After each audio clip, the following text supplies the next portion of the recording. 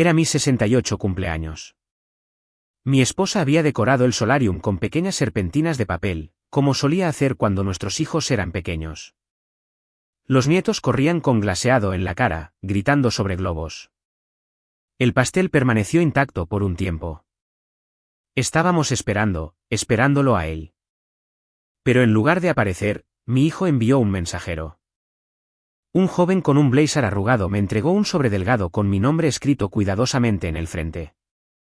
Sin remitente, sin mensaje, solo una frase adentro: estás muerto para mí.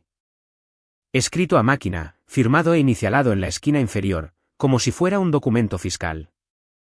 Mi esposa se quedó en silencio. La vi leerlo por encima de mi hombro y plegarse sobre sí misma como una grulla de papel sumergida en agua. No dije nada. Simplemente fui al mueble bar, saqué esa botella de whisky que me regaló hace 2 cumpleaños, aún sin abrir, y serví 2 dedos puros. No para celebrar, sino para controlar. Observé a los niños a través de la ventana. Su hija, mi nieta, le estaba atando una cinta a la cola del perro. Tenía sus ojos, su sonrisa cuando él solía sonreír. Pero el hombre que firmó esa carta no era el niño que crié. Esa versión desapareció en algún lugar entre la segunda startup y el primer divorcio.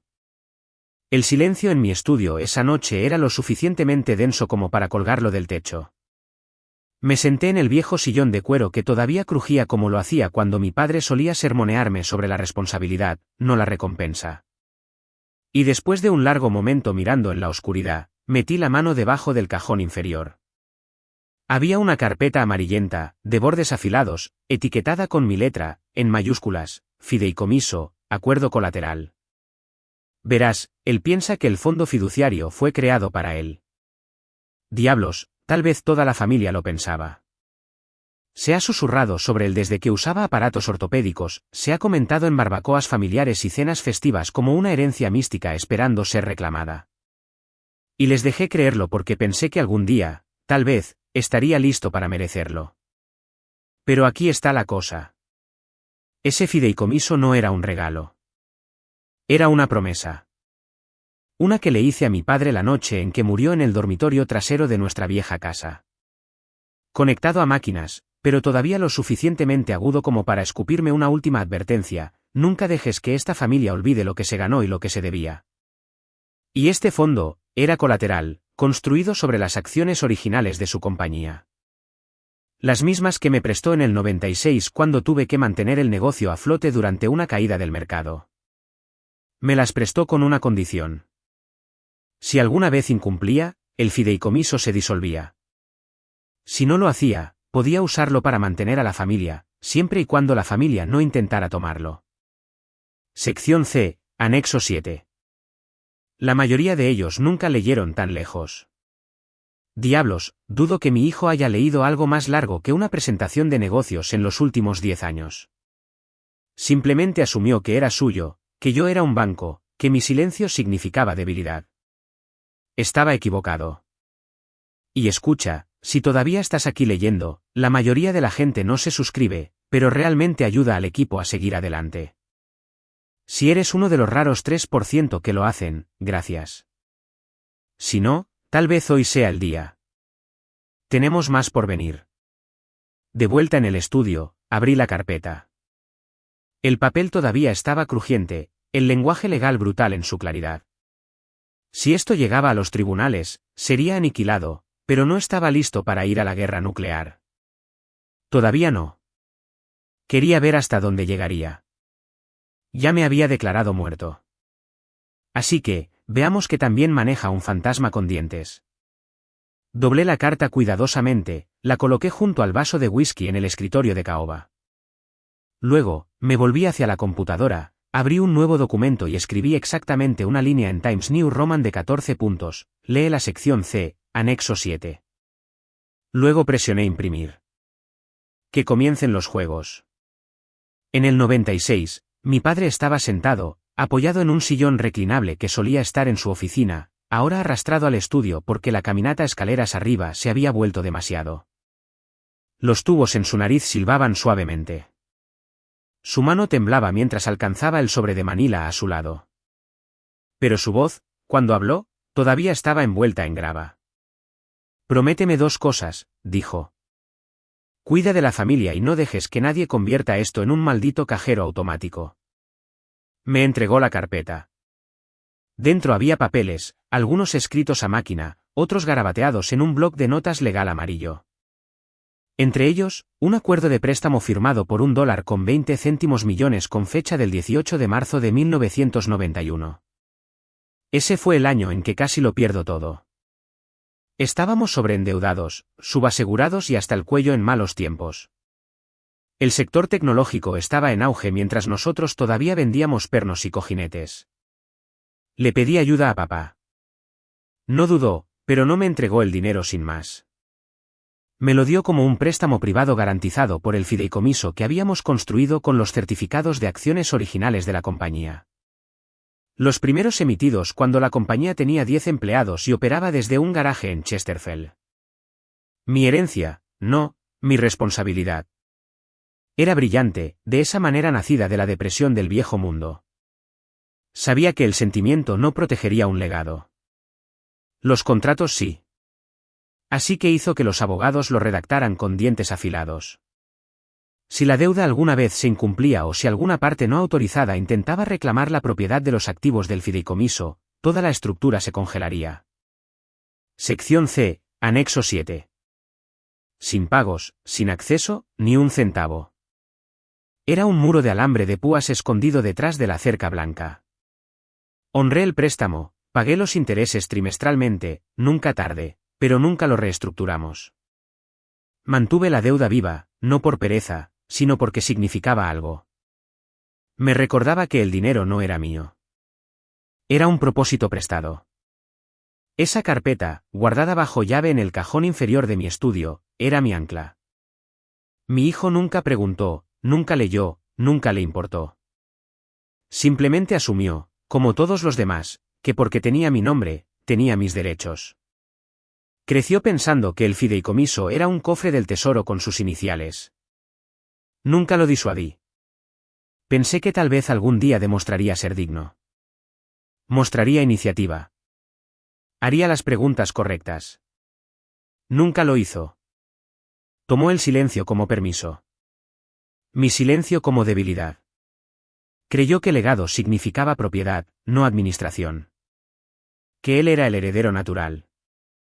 Y yo solo un intermediario esperando ser reemplazado. Lo que no se dio cuenta fue que el fideicomiso no era solo una cuenta. Era una trampa. Una construida con precisión por un hombre que sabía que la familia y las finanzas nunca debían mezclarse sin muros a prueba de fuego entre ellas. Mi padre conocía la diferencia entre un heredero y una sanguijuela, entre la lealtad y el derecho adquirido. Y ahora esa trampa estaba a punto de cerrarse, porque en el momento en que hizo que su abogado enviara esa solicitud formal de acceso total, activó la cláusula. El banco estaba obligado a notificarme. El sistema lo registró. El mecanismo se puso en marcha. Pinchó al oso dormido pensando que era una mascota. Pero esto no era una mascota. Era un contrato empapado en gasolina. Y todo lo que él trajo fue una cerilla. Él nunca llamaba solo para hablar. Ni una sola vez. Cada llamada de su número venía con un signo de dólar colgando del final. Oye, papá. Una cosita rápida. ¿Conoces a alguien en Belmont Capital? Dijeron que considerarían irse si pudiera llenar el puente. Papá, la fecha límite de la matrícula de Charlotte es mañana. Pensé que ya lo habías transferido. Papá, odio siquiera preguntar, pero... Nunca era un ¿cómo estás? O un ¿cómo está mamá? Solo una sarta de solicitudes disfrazadas de encanto artificial. Como si me estuviera haciendo un favor al permitirme seguir siendo parte de su vida. Y por un tiempo, cedí. Cedí porque creía, ingenuamente, que tal vez cada cheque nos acercaría un centímetro a algo parecido a una relación. Que si lo ayudaba a través de suficientes, casi y no del todo, podría levantar la vista de sus presentaciones de negocios y realmente verme allí de pie. Pero la última vez que nos vimos cara a cara, fue diferente. Acababa de ser rechazado de nuevo. Otro fondo de capital de riesgo lo había echado de la habitación después de darse cuenta de que su aplicación prototipo era solo un clon de un modelo europeo fallido de 2016. Estábamos parados afuera de un restaurante en la ciudad y le ofrecí llevarlo de regreso. Me miró de arriba a abajo, mi blazer 2 temporadas desactualizado, mis zapatos lustrados pero no a la moda, y dijo, está bien. Conseguiré un aventón. Ya no perteneces a este mundo, papá. ¿Eres una reliquia, una reliquia? No respondí. No me inmuté. Simplemente asentí y caminé hacia mi coche. Esa palabra se me pegó como el humo. No porque doliera, aunque sí lo hizo, sino porque confirmó todo lo que había comenzado a sospechar. Él no quería ayuda. Quería el control. Así que, cuando la carta de su abogado llegó la semana pasada exigiendo acceso total al fideicomiso como el heredero natural y sucesor, no fue sorprendente. Fue inevitable. El lenguaje era presumido, una plantilla preescrita disfrazada para sonar justa. Nuestro cliente cree que tiene derecho. Dada su posición como el único descendiente masculino. Le instamos a que acelere la transferencia de activos. ¿Derecho? Como si el dinero transmitido a través de generaciones fuera un derecho divino en lugar de una responsabilidad ganada. Como si años de tropiezos, arrogancia y ausencia no contaran porque su nombre estaba impreso en la parte superior de un árbol genealógico. Escribí mi respuesta en una línea. Sin saludo, sin despedida, solo esto, lee la sección C, anexo 7. Luego lo envié por fax a propósito, para que tuvieran que mirarlo en papel, tinta negra, jerga legal y todo. Me imaginé al joven abogado con los zapatos brillantes y la falsa urgencia leyéndolo sobre su café con leche de avena, riéndose para sí mismo, pensando, este viejo está fanfarroneando. Pero no se reiría por mucho tiempo, porque cuando pinchas la máquina se mueve, y los engranajes legales habían comenzado a girar. Mi hijo pensó que el fideicomiso era una caja fuerte cerrada y que finalmente había encontrado la llave. Lo que no se dio cuenta fue que en el momento en que intentó usarla, activó un sistema de seguridad. Uno que no solo cerró la caja fuerte de golpe. Hizo sonar la alarma. Y ahora yo observaba en silencio cómo los abogados que contrató comenzaban a darse cuenta de que no habían entrado en una ganancia inesperada. Habían entrado en un campo minado. Y yo mismo había enterrado cada carga. Era el tipo de evento donde los gemelos superaban en número a las sonrisas y todos olían ligeramente a colonia que costaba más que mi primer coche. Salón de baile con paneles de nogal, candelabros de cristal, aperitivos pasados en bandejas equilibradas por jóvenes que parecían no haber dormido en semanas. No planeaba ir. Mi nombre no estaba en la lista de invitados. Mi esposa dijo que tal vez sería mejor quedarse en casa, evitar el espectáculo, dejar que el chico tuviera su noche. Pero entonces vi el correo electrónico de mi nieto, escrito a mano en la parte inferior, abuelo, espero que puedas venir. Tocaré el piano durante la recepción. Eso solo valía la pena soportar el resto. Así que me presenté. Traje gris, sin corbata. Le di la mano a algunos miembros de la facultad que me recordaban de cuando mi hijo fue allí hace décadas, cuando la escuela todavía pedía donaciones en lugar de organizar estos pulidos circos de dinero blando. Y allí estaba él, mi hijo, en el centro de todo. Llevaba esa sonrisa petulante y vidriosa que usa cuando cree que nadie puede tocarlo, su brazo envuelto casualmente alrededor de la cintura de su esposa, una bebida en la mano, la cabeza echada hacia atrás a media risa, el aura de alguien que ya está escribiendo el comunicado de prensa de mañana en su mente. Me quedé cerca de la parte de atrás mientras subía al escenario. Le dieron un micrófono e hizo lo que siempre ha hecho mejor, actuar. Buenas noches, comenzó. Para aquellos que no me conocen, soy el orgulloso padre de uno de los artistas de esta noche. Y también soy, humildemente, el beneficiario del fideicomiso familiar más grande del condado. Dejó que eso se asentara, hizo una pausa, escaneó la sala, dejó que el zumbido se calmara. Gracias a la visión de mi abuelo y a la administración de mi padre, el legado de nuestra familia continuará apoyando a instituciones como esta por generaciones venideras. Aplausos. Educados, ansiosos, del tipo que la gente da cuando huele dinero cerca. No me moví, no me inmuté, solo sorbí mi café, tibio, amargo, y observé la actuación. Pero no estaba allí para discutir con un micrófono. Tenía otros planes. Pedí hablar en privado con 2 miembros del consejo escolar durante la socialización posterior al discurso. Los llevé a un lado, cerca de la mesa de la subasta silenciosa, entre una camiseta firmada de los Lakers y una cesta de vinos vintage. Solo quiero aclarar algo, dije. El fideicomiso familiar, a partir de esta semana, está congelado. Es colateral, no efectivo. No se emitirán subvenciones hasta que se concilie una deuda pendiente. Parpadearon. Una de ellas, una mujer mayor con un mono apretado e instintos más agudos de lo que dejaba ver, dijo, lo siento, ¿qué? Les entregué una copia impresa de la primera página del fideicomiso. Sección C, anexo 7. Solo para que su equipo de desarrollo no planee en el aire. No discutieron, solo se quedaron allí mirando como si les hubieran dado una bofetada con un periódico mojado. Más tarde, mientras caminaba hacia el ballet, vi a mi hijo desde la distancia, a media conversación con una pareja del consejo. Las expresiones en sus rostros habían cambiado.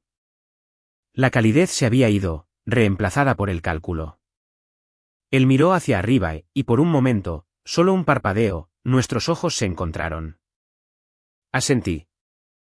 Él no me devolvió el saludo. Pero sabía que la ilusión que había curado con tanto cuidado, la imagen que había proyectado durante años que él era el heredero, el hombre a cargo, el conducto dorado de un legado se estaba resquebrajando. Y yo no había dicho una palabra en un micrófono. Simplemente le había recordado a las personas adecuadas la verdad. No puedes prometer lo que no posees, y seguro que no puedes pedir un préstamo contra una base construida sobre una deuda que nunca tuviste la intención de pagar. Su abogado llamó a las 9:17 de la mañana.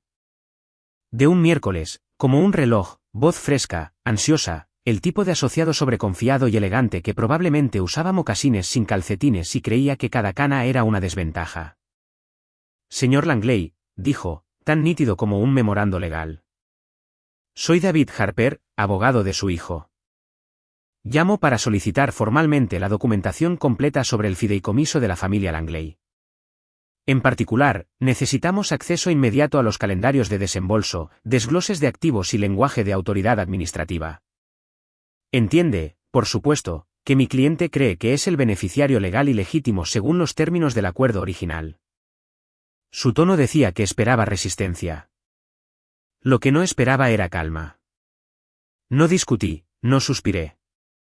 Simplemente dije, se lo enviaré por fax. Una pausa. Podías oír la sonrisa formándose. ¿Fax? Eso es un poco arcaico, ¿no cree? No, creo que es apropiado. Colgué antes de que pudiera reírse. Luego caminé hacia la parte trasera de la casa, donde la vieja máquina de fax Sharp todavía estaba junto a un helecho muerto en maceta y el premio de servicio enmarcado de mi padre del 84. Alimenté la primera página lentamente, Estatutos del Fideicomiso Familiar Langley, revisados en 1996. Siguieron las páginas 2 y 3, y luego la cuarta, la que importaba. Sección C, anexo 7. En caso de que el préstamo original, con fecha del 18 de marzo de 1991, no se cierre formalmente y el saldo no se liquide, todos los activos dentro de este fideicomiso permanecerán en depósito bajo seguridad basada en cláusulas. Ningún heredero, descendiente o parte relacionada reclamará o recibirá distribución hasta que el prestatario original o su sucesor designado logre la reconciliación total. Esperé. No tardó mucho. 14 minutos y 32 segundos después, mi teléfono volvió a vibrar. El mismo número, pero esta vez, sin pulcritud. Sin pulcritud en absoluto. Señor Langley, esta cláusula, anexo 7, esto no puede estar bien. No se mencionó en la sección de resumen. No hay ninguna indicación en él. No. Quiero decir, esta cláusula anula. Interrumpí. La imprimió, ¿verdad? Sí, pero. Entonces léala en voz alta. Sección C. Anexo 7. Adelante. ¿Esperaré? No respondió de inmediato. Solo algunos crujidos. Luego el sonido de una puerta cerrándose. El silencio revelador de alguien que se mueve de la sala de conferencias al pasillo. Y luego, a lo lejos, ahogado pero lo suficientemente claro, lo escuché, absoluto idiota. El dinero nunca fue tuyo. Era colateral por el préstamo impago de tu abuelo. Esa voz no era la del abogado. Esa era la de mi hijo. Y ese fue el momento en que todo se vino abajo. El peso de la suposición, el derecho adquirido y la arrogancia se desmoronó como una viga podrida bajo presión. La ilusión legal en la que se había estado apoyando se desintegró en un instante bajo el resplandor de la tinta negra y el papel viejo. No me reí. No me regodeé. Simplemente me quedé junto a la máquina de fax y observé cómo la última página volvía a entrar. Copia de texto recibida con éxito. Tomé la página, la doblé una vez y la volví a colocar en la carpeta con las demás. Algunas bombas no explotan en público. Detonan en voces susurradas detrás de puertas cerradas, a través del crujido de una línea de fax a las 9:32 de la mañana. De un miércoles. Limpio, preciso, permanente. Para el viernes por la tarde, el eco de ese fax se había abierto camino en el mundo real, y no viajó en silencio. El club de campo, el mismo donde se jactaba de ser la riqueza de la próxima generación, retiró silenciosamente su nombre de su placa de donación de primavera. Sin correo electrónico, sin llamada telefónica, solo una pequeña y aguda línea en el boletín, estado de donante revisado según las revelaciones financieras actualizadas. La organización benéfica de su esposa, la que usaba más para oportunidades de fotos que para causas reales, emitió un comunicado de prensa tan cuidadosamente redactado que prácticamente gritaba pánico. Si bien apreciamos el apoyo previo de la familia Langley, las revelaciones recientes han provocado una revisión de los criterios de elegibilidad de los donantes. Traducido, estaban cortando lazos como si fuera un yate hundiéndose. Pero el peor golpe vino del banco. Había solicitado un préstamo de $1.70 para expandir su startup de ecoequidad, uno de esos proyectos llenos de palabras de moda que olían a bancarrota antes incluso de lanzarse. El préstamo había estado pendiente de aprobación, principalmente porque los suscriptores creían que el fideicomiso serviría como garantía de respaldo, hasta que alguien en el banco finalmente leyó los estatutos. Una llamada a mi abogado, una rápida confirmación de la cláusula de colateral activo y el préstamo se evaporó, así como así. La ilusión, su pulida y curada fachada de riqueza y legado, se hizo añicos en cuestión de días, no en llamas, no en escándalo, sino en una silenciosa y sofocante pérdida de credibilidad. Y luego, el sábado por la mañana, apareció en mi puerta. No con cámaras, no con su habitual cara de actuación, simplemente parado allí en vaqueros y una camisa arrugada, luciendo 10 libras más delgado y 10 años más viejo que en el escenario de la gala. Abrí la puerta a medias. No dijo hola. No dijo lo siento, solo necesito hablar. Lo miré, realmente lo miré, y por primera vez en años, no vi ambición ni desafío en sus ojos. Vi una versión ahuecada de un niño que una vez lloró cuando su pez dorado murió. Ahora, lo único muerto era su ego. Podría haberlo invitado a pasar. Podría haberlo dejado sentarse en la misma mesa de la cocina donde una vez me suplicó $100,000 con esa sonrisa falsa y un vamos, papá, es solo un pequeño favor. Pero no me moví. En cambio, dije, ya lo hiciste. Frunció el ceño. ¿Qué? En mi cumpleaños, agregué, ¿recuerdas? Dijiste todo lo que tenías que decir. Miró hacia el suelo del porche, los labios apretados como si estuviera a punto de hablar, pero se detuvo. Inteligente. No había ningún discurso que pudiera deshacer el daño. Ninguna súplica que pudiera reconstruir lo que había pasado años dinamitando silenciosamente desde abajo. Detrás de él, la calle estaba tranquila. Sin Teslas, sin séquito, solo un coche con un parachoques trasero abollado. No estaba aquí como un príncipe que regresa para reclamar el trono. Solo era un hombre al borde del abismo, tendiendo una mano que ya había empujado demasiado lejos. Esperé. No dijo otra palabra. Cerré la puerta. No de golpe, solo un clic firme y definitivo. Se quedó allí otros 30 segundos antes de volverse hacia su coche. A veces, la vergüenza no se ve como lágrimas. Se ve como una espalda encorvada en una lenta caminata por una entrada que solías poseer en tu cabeza. y a veces, la piedad más cruel es no tener piedad en absoluto. Llamó 2 días después y pidió reunirse de hombre a hombre. Esa frase solía significar algo en su familia, antes de que fuera reemplazada por palabras de moda de charlas TED y tópicos de Instagram. Aún así, acepté. Le dije que nos encontráramos en la vieja oficina, la del ala este de la casa que no había cambiado desde finales de los 90. Paneles de madera, fotos enmarcadas en blanco y negro del piso original de la fábrica. Una lámpara de latón con una pantalla verde agrietada. La máquina de teletipo estaba inactiva en la esquina, la misma que había usado para enseñarle a leer las ganancias trimestrales cuando tenía 9 años. Llegó a tiempo. Sin blazer, sin pretensiones, solo una cara tranquila y ojos cansados. Miró alrededor de la habitación como si fuera un museo de algo extinto. Le hice un gesto hacia el sillón de cuero frente a mi escritorio. No se sentó. Necesito entender, comenzó. ¿Por qué? ¿Por qué construirías todo esto solo para quitármelo? Dejé mi bolígrafo. Déjame preguntarte algo, dije. ¿Recuerdas lo que solía ser esta habitación? Antes de que fuera solo el lugar donde te paraste para gritarme sobre la financiación de tu estafa de criptomonedas. Parpadeó. No respondió. Aquí es donde tu abuelo me hizo prometer que no dejaría que la familia olvidara lo que significa el sacrificio. Aquí es donde firmé el préstamo que mantuvo nuestro negocio con vida. Donde hipotequé mi orgullo y mi futuro y reconstruí este nombre ladrillo por ladrillo. Tenías 10 años, sentado justo ahí. Me preguntaste qué significaba Evita. Pensé que eso significaba algo. Su voz se quebró. Era un niño. No sabía qué. Ya no eres un niño, dije rotundamente. Eres un hombre adulto que tomó decisión tras decisión, pensando que el legado es una máquina expendedora. Abrió la boca para objetar, luego lo pensó mejor. Me levanté, caminé hacia el archivador y saqué una vieja carpeta de Manila, arrugada, deshilachada, pero intacta.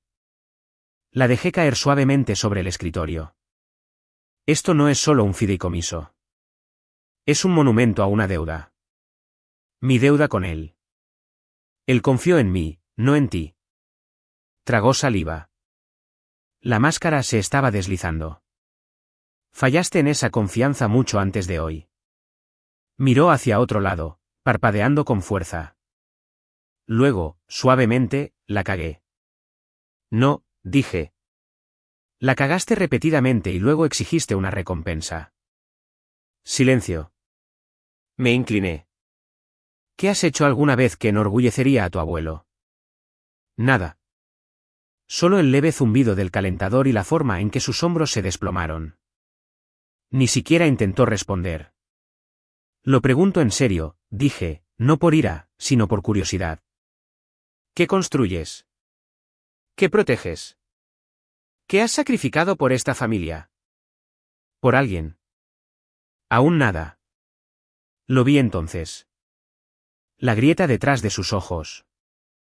La comprensión de que esto no se trataba de dinero. Nunca lo había sido. Se trataba de una moneda mucho más antigua y valiosa: integridad, resiliencia, servicio. Palabras que nunca aparecieron en su vocabulario a menos que estuvieran impresas en una solicitud de subvención. Se hundió en el sillón de cuero sin preguntar. Durante mucho tiempo, nos quedamos sentados allí, él ahogándose en silencio, yo observando. Quería la absolución. Lo que obtuvo fue la verdad. La verdadera herencia siempre había sido intangible, y él no tenía idea de cómo sostenerla. Llamó de nuevo a la mañana siguiente, más tranquilo esta vez, o fingiendo estarlo. Dijo que había reflexionado, que ahora entendía el peso de todo y que quería encontrar un camino a seguir. Todas las frases sonaban ensayadas, como si las hubiera practicado en el espejo entre llamadas telefónicas a contactos que habían dejado de responder. Así que hice lo que siempre he hecho. Lo puse por escrito. Una página, lenguaje sencillo. Términos del acuerdo de desembolso limitado. Recibiría un estipendio trimestral, suficiente para vivir modestamente. La matrícula de su hija cubierta, ella, no él.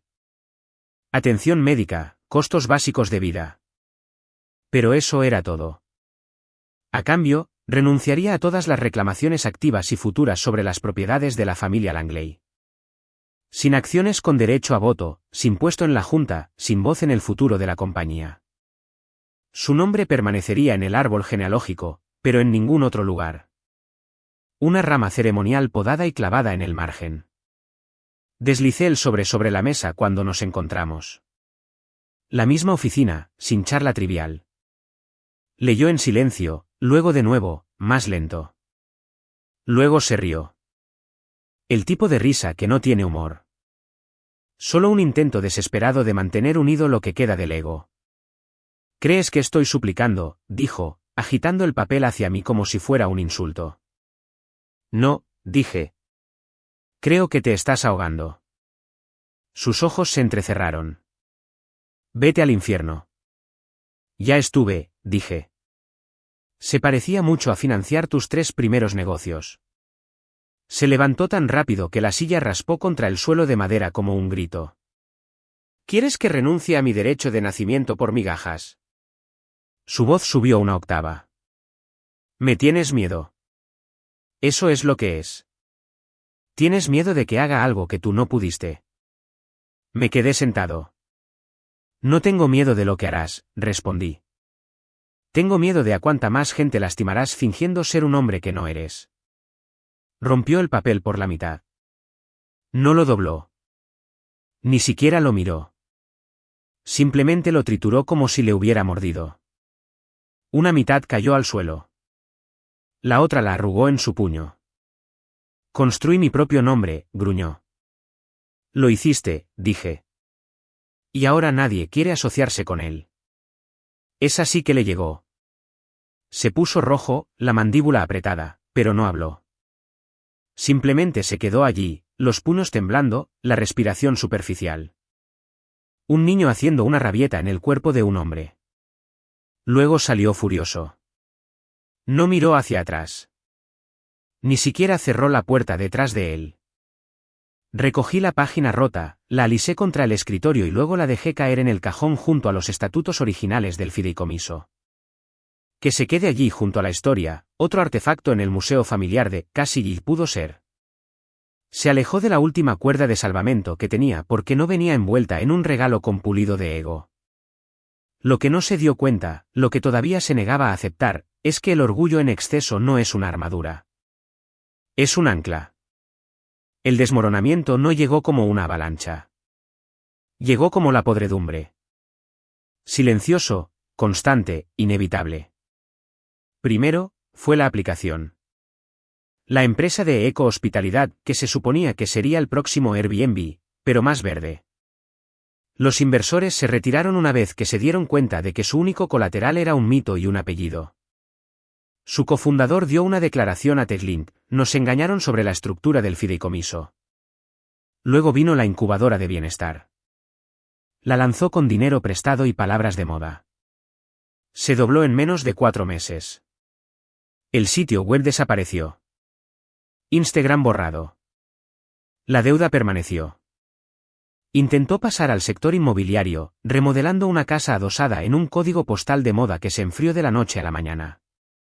Sus márgenes eran imaginarios. Sus compradores se esfumaron.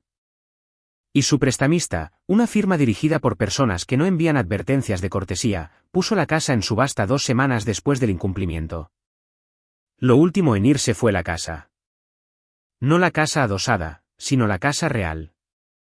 La de los columpios del porche y el estanque de coy y la chimenea de piedra de la que solía jactarse en las cenas. Resulta que también la había hipotecado. Silenciosamente, desesperadamente, a lo largo de los años. Vi el aviso de ejecución hipotecaria en el feed de registros públicos antes de que él me lo dijera. Pero fue el silencio posterior lo que más dijo. No más llamadas, no más abogados, no más invitaciones a galas o declaraciones o publicaciones cuidadosamente curadas en las redes sociales con hashtags estratégicos. Solo ausencia, hasta el correo de voz. Llegó un martes por la noche. Con fecha y hora de las 6:42 de la tarde. La voz era la suya, pero desnuda. No enojada, no teatral, solo rota. Me arruinaste, dijo. Te quedaste ahí y me dejaste caer. Una larga pausa. Respiración. Siempre dijiste que el legado se trataba de protección, pero todo lo que hiciste fue construir una jaula y tirar la llave. Otra pausa. Espero que estés orgulloso. Clic. Lo escuché una vez, luego otra vez, y luego lo guardé en una carpeta llamada simplemente Octubre. No lo borré. No lo compartí. Simplemente lo guardé. No como palanca, no por culpa, por recuerdo. Me senté en mi estudio esa noche, las luces tenues, la misma silla, el mismo escritorio. La máquina de fax todavía estaba allí, silenciosa ahora. La carpeta del fideicomiso intacta en su cajón. Y sentí algo que no había esperado. No triunfo, no arrepentimiento, solo tristeza. Silenciosa, inmóvil, del tipo que no entra con tambores, sino que se filtra por las grietas. Tenía todas las ventajas que un hombre podría pedir, excepto la única cosa que no pude darle, la humildad para ganárselo. Lo había visto caer, sí, pero también le había ofrecido la cuerda. Robusta, real, justa. Él eligió escupirla. Y, sin embargo, sentado allí, no me sentía como el ganador, solo como el último en pie en un huerto quemado, sosteniendo la escritura de las cenizas. La fiesta estaba en pleno apogeo cuando llegué. Globos, serpentinas, mesas plegables gimiendo bajo el peso de demasiadas cazuelas. Una máquina de burbujas jadeaba en la esquina más alejada del césped mientras un altavoz reproducía canciones de Taylor Swift a un volumen que solo los niños pueden tolerar. Mi bisnieta cumplía 4 años ese día. Me vio desde el otro lado del patio y corrió hacia mí, con las coletas volando, glaseado morado untado en una mejilla. Se envolvió alrededor de mi pierna con una alegría tan pura que casi me desequilibra. «Papá», gritó. Sonreí, la estabilicé y me arrodillé. «Feliz cumpleaños, cariño». Me ofreció un cupcake con un osito de goma pegado encima como una corona. Lo tomé. Nos sentamos en los escalones del porche y lo compartimos, solo nosotros dos. Mientras sus primos chillaban alrededor del castillo hinchable, lo vi antes de que él me viera a mí. Estaba de pie cerca de la valla, lejos de la comida, de las risas, de la familia, vestido con un abrigo que había visto inviernos mejores. Con las manos en los bolsillos, mirando. Sin plato, sin regalo, sin bienvenida. No había sido invitado, pero vino de todos modos. Finalmente, pisó el césped y cruzó el patio. Sus movimientos eran lentos, no como alguien que se acerca a una pelea, sino como alguien que carga con el peso de una ya perdida. No habló de inmediato, solo me miró a mí, luego a la hija de su hija. Ella no lo notó, o tal vez no lo reconoció, o tal vez simplemente no sabía que se suponía que él importaba. Me levanté, de mi abrigo saqué un sobresellado, una copia final de los estatutos del fideicomiso, ligeramente amarillenta, grapada en la esquina. Había marcado el lugar con un clip. Se lo entregué. Página 14, dije. Sección C, anexo 7. Lo tomó sin decir palabra, los ojos ya sabiendo lo que venía, pero necesitando verlo de todos modos. Pasé junto a él, de vuelta hacia el porche. Pero antes de dejarlo solo en ese bolsillo de luz solar, dije una cosa más. Podrías haber preguntado. Él levantó la vista. Nunca lo hiciste. Ninguna acusación, solo un hecho. Retiró el clip y hojeó las páginas, más lento ahora de lo que solía hacerlo. La arrogancia se había ido, el derecho adquirido se había ido. Solo un hombre de pie en su propia sombra, esperando la luz. Y entonces la encontró. Sección C, anexo 7. En la parte inferior de la página, con una letra que no había visto la luz en casi 30 años, la firma de su abuelo se curvaba como una última palabra, y justo debajo, una tinta desvaída pero legible, para proteger a esta familia de sí misma. Miró las palabras como si estuvieran en otro idioma. Porque en cierto modo lo estaban. Eran un lenguaje de sacrificio, de moderación, de responsabilidad, un lenguaje que nunca se había molestado en aprender. Volvió a levantar la vista, pero yo ya estaba de vuelta con mi bisnieta, atando cintas a su regalo, su pequeña mano envuelta en la mía como un ancla a algo puro. No gritó mi nombre. No gritó. No lloró. Simplemente se quedó allí, en silencio, arruinado, y finalmente entendiendo de lo que había pasado toda su vida huyendo. El dinero nunca fue el legado.